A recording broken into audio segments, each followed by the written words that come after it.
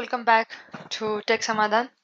Now we have been doing a lot with machine learning series. In the last video we understood the encoding system and why is it useful and things about that same. Now in this video we'll understand another one concept of the similar thing. You have been noticed that underfit overfit. This would have been in so many machine learning topics if you have the machine learning course in your academics. So this is our information like about that names, like what is bias, then how does that underfitting occurs, then what is variance, why does overfitting occur. So this overfitting underfitting will affect our model. So our model should not overfit also, like should not overlearn or overlearn, like, and underfit like should not underfit in the sense it should not learn anything less. So everything should be to the point. So moving forward, like due to this our machine learning models uh, fall into a bad machine learning model category. So have you ever trained a model that performs great on training data but fails miserably on new data? So training data is the one which we give to the model to learn and to understand the underlying pattern. But when we give them some new data, they fails. So the model barely learns anything at all. The problem could be bias or variance. In this video, we'll break down the bias variance trade-off, explain the difference between overfitting and underfitting, and learn how ML model that generalize well to unseen data. So by the end, you will be able to fine tune your model for better accuracy and performance.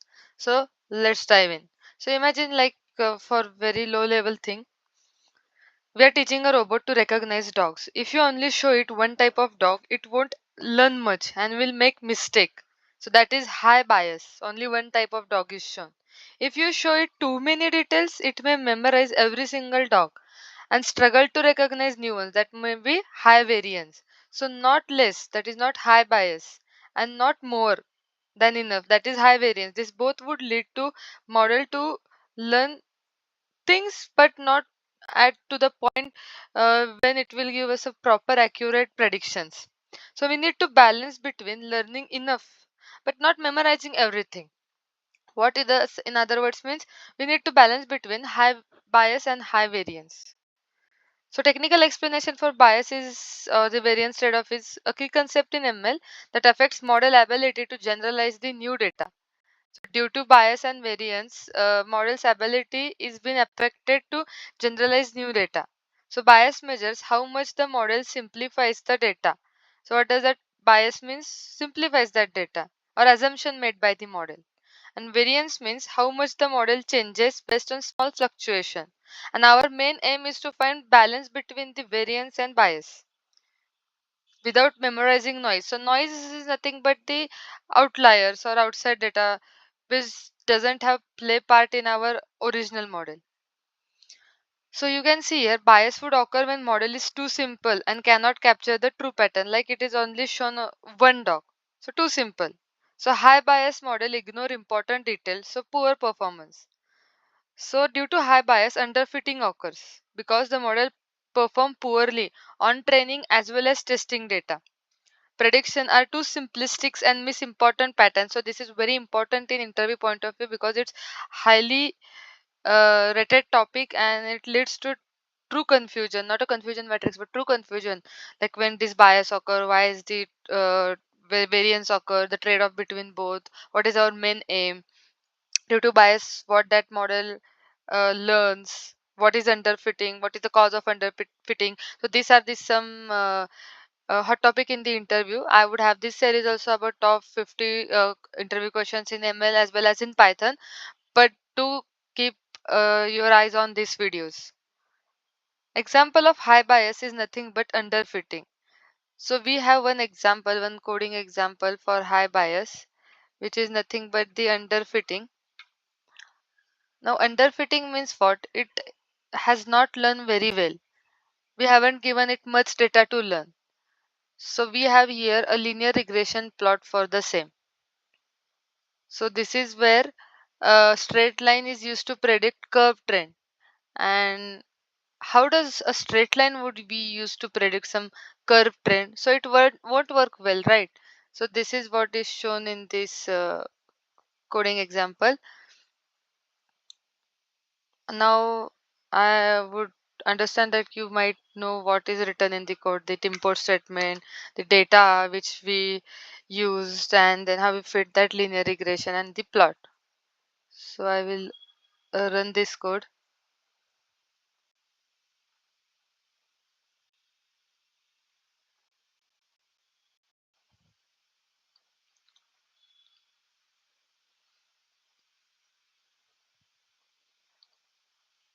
It will generate a plot of the line, and there you will actually see how that model will fail to capture actual pattern because we are using a straight line to understand curve trend. Okay, we are using straight line to understand the curve trend.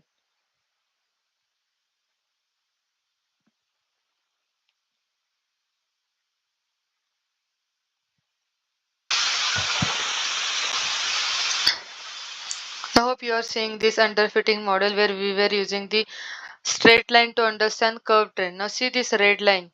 It is too simple and fails to capture actual pattern. Like we were understanding this actual curve trend, these dots. You can see here the title. And this is where our model is underfitting because it's not generalizing well. It's not providing us accurate results because we have provided much less data to understand what is exactly happening. So due to high bias, underfitting occurs and our model fails to identify underlying pattern. Now moving forward with example of what is variance and overfitting problem. I hope you understood the underfitting ones.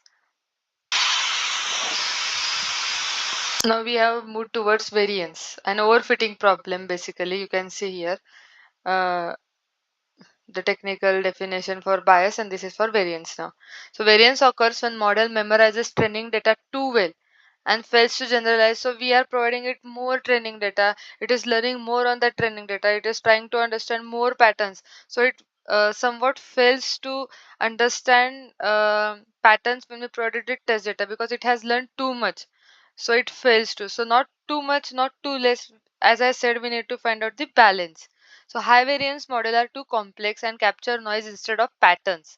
So due to more training data, they capture the noise instead of some patterns. Now, how to identify high variance or overfitting? The model performs very well on training but poorly on the test data. So the result on the test data is very much less.